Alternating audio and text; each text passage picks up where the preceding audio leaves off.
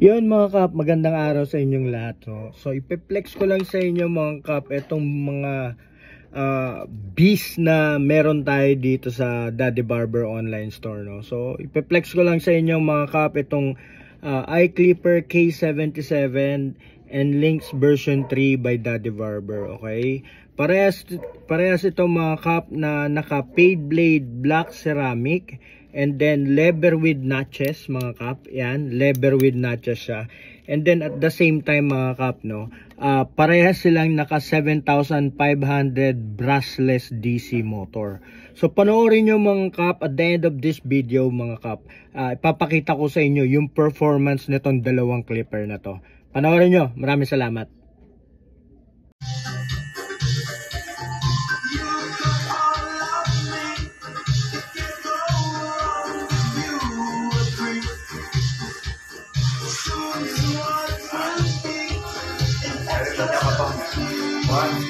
Saat naman sa nasikari, tulong siya, wala naman siya.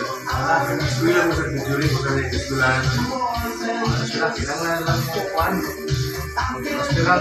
Oo, pastilan siya, pero pero sana niya. Asa na mo ito, pastilan, asa na mo ito. Kung sa ilang requirements na Buto ko na mo. hindi sila magpapara. Naka-play na yan. Testing natin actual performance ng Lynx by Daddy Barber kay Papa Boy. Yan, mahagod talaga. Ang sabi. Kamusta? Nakabili nga ako nito. Wala sabit, diba? Panis. Oh.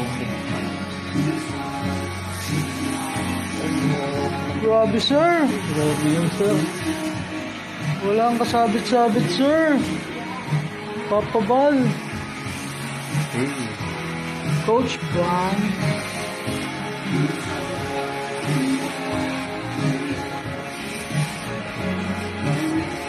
Ganda, no? Walang sabit?